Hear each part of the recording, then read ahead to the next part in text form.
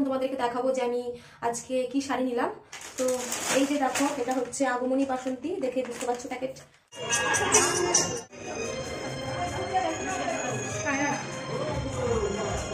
Good morning everyone, welcome back to my channel Swarupa's diary. কেমন আছো তোমরা প্রত্যেকে? আমি তো এখন আছি মোটামুটি, কারণ আমার গলাটা কয়েকদিন ধরে হলো বসে গেছে, বেশ অনেকদিন হলো, এখনও পুরোপুরি ঠিক হয়নি। তো আমি সবে দেখো ঘুম থেকে উঠলাম, এখনও ফ্রেশ হয়নি, তোমাদের সামনে চলে এসেছি। আর যে ঘুম থেকে উঠছি আমি আগে দেখো নেল পলিশ করে নিয়েছি, কারণ এখন একটু বেরোবো, যাবো এক জায়গায়, যাবো হচ্ছে একটু কাঁচরাপাড়াতে, সামনে যেহেতু সরস্বতী পুজো আসছে, তো ইচ্ছা হচ্ছে একটা শাড়ি নেওয়ার, তো সেই জন্য যাবো কাঁচরাপাড়াতে।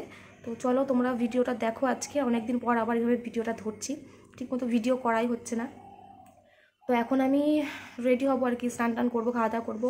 অলরেডি প্রায় 10:30 বাজতে চললো, 12টায় মনে হয় ট্রেন আছে। তো চলো পরে কথা হচ্ছে। তো বন্ধুরা এই যে রেডি হয়ে গেছি, এখন বাজতে চলো দেখো প্রায় 12টা, আর 12:15 নাগাদ আছে ট্রেন। তো এখন আমি বেরোবো, তো চলো বেরিয়ে তারপর দেখা যাক কি করি। তো এই যে দেখো ট্রেনে উঠে গিয়েছি, আর প্রচুর সিট ফাঁকা ছিল, জায়গাও পেয়ে গিয়েছিলাম। আজকে ট্রেনটা এতটা লেট করেছে না যে কি বলবো। তো যাই হোক দেখো, বলতে বলতে চলে এসেছি কল্যাণীতে।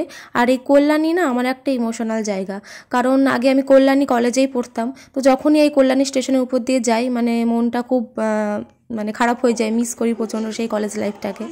আর যেহেতু আমাদের বাড়ি থেকে অনেকটাই দূর, সচরাচর আসাও হয় না, 1 ঘন্টা মতো লাগে ট্রেনে আসতে। আর দেখো কাঁচরাপাড়াতে নেমে গিয়েছি, আর কল্যাণীর পরেই তো কাঁচরাপাড়া। এখন যাই ঢুকবো শাড়ি সেন্টারে, এখন কোনটাতে যাব সেটাই ভাবছি, বিমলে শাড়ি সেন্টারে যাব নাকি আগমনীতে যাব সেটাই ভাবছিলাম। তো আমি আগমনীতেই এলাম, কারণ আগমনী থেকে আগে আরও 2টো শাড়ি নিয়ে গিয়েছি সে কারণে। তো বন্ধুরা বাড়িতে এসে আর তোমাদের সামনে আসা হয়নি, সে 4টে নাগাদ বাড়ি ঢুকেছি। তারপর প্রচণ্ড মাথা যন্ত্রণা করছিলো, যে কারণে আর ভিডিও করা হয়নি। তো এখন যাচ্ছি হলো আমি বিয়ে বাড়িতে, রেডি হয়ে গেছি, দেখতে পাচ্ছ রাত 9টা বাজতে চললো। তো বিয়ে বাড়িতে যাই, তারপর এসে তোমাদেরকে আমি দেখাবো যে কী শাড়ি নিলাম, ঠিক আছে। চলে এলাম আমরা বিয়ে বাড়িতে, আর এই যে দেখে নাও আজকের ব্রাইড অ্যান্ড গ্রুমকে। আমাদের বাড়ি থেকে বেশি একটা না, ওই জন্য আমরা হেঁটেই চলে এসেছিলাম। তো এখন এই যে স্ট্যাটার্ড আইটেমে আমরা ঢুকেছি আর কি, ছিল হচ্ছে ফুচকা, কফি আর পকোড়া। তো এখানে বসে বসে একটু দেখছিলাম ব্রাইডদেরকে, আর চারপাশের লোকজনকে একটু দেখছিলাম, আর বসে বসে একটু কফিও খেয়ে নিলাম তার মাঝখানে। তো এর মধ্যে আমাদের বাড়ির সবাই চলে এসেছে, এই যে এখানে সবাই দাঁড়িয়ে আছে, এই যে এটা মা বোন সবাই মিলে এখানে বসে একটু কফি পকোড়া এগুলো খাচ্ছি। এই যে পকোড়া দেখতে পাচ্ছ, পকোড়াটা কিন্তু খুব টেস্টি ছিল। এরপর এখানে অনেকক্ষণ বসে সময় কাটিয়ে তারপর উপরে চলে এসেছিলাম, মানে মেন কোর্সের দিকে। তারপরে এই যে দেখে নাও এই রুমটাকে একটু দেখালাম তোমাদেরকে। তো ওখানে একটু বসে ছবি টবি তুলছিলাম আর কি। তারপরে যে আমরা বসে পড়েছি, তো মেনুটা দেখলাম কি আছে, তো তোমাদেরকেও আমি দেখাবো, জাস্ট ওয়েট করো একটু। তো এই যে মা আর আমি বসে কি একটা যেন গল্প করছিলাম। ওই যে পাশে বসেছে আমাদের বাড়ির কয়েকজন, আর এখানে আমরা বসেছি কয়েকজন। এই যে এবার দেখে নাও মেনুতে কি আছে।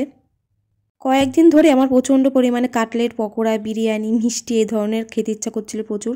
সময়ের অভাবে বাড়িতে বানানোই হচ্ছিল না। তো আজকে এক বিয়ে বাড়িতে এসে সমস্ত কিছু আর কি খাওয়া দাওয়া হয়ে গেল। তো এই যে খেতে বসে গেছি, আর এই দেখো এখানে একটা মিনিকে পেয়ে গেছিলাম, ওকে আবার একটু একটু করে দিচ্ছিলাম। আমার বাসায় থাকবে অথচ আমি খাবার দেবো না, এটা হতেই পারে না।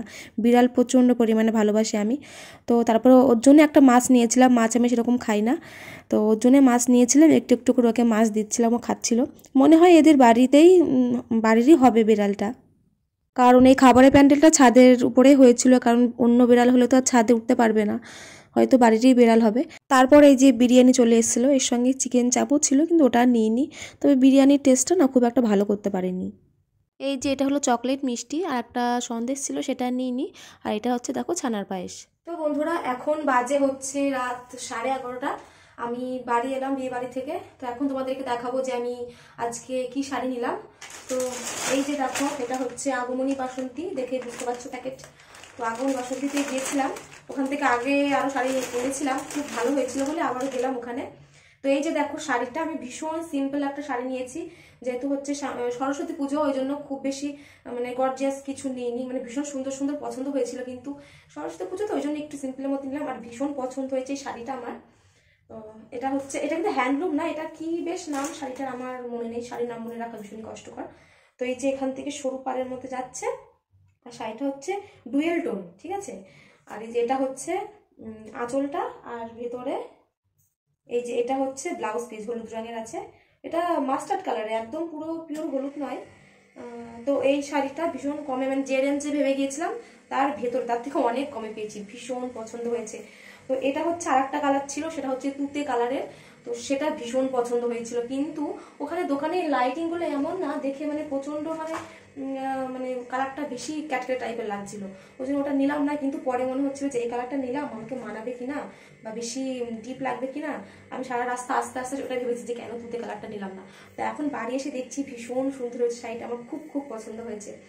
তো এই যে শাড়ি, অবশ্যই সরস্বতী পুজোতে তোমাদেরকে পরে আমি অবশ্যই দেখাবো, ব্লগ তো বানাবোই। তো এটাই হলো আমার শাড়িটা। তো চলো ভিডিওটা আজকে এখানে শেষ করব, কেমন লাগলো জানিও। দেখা হচ্ছে নেক্সট কোনো ব্লগে। বাই।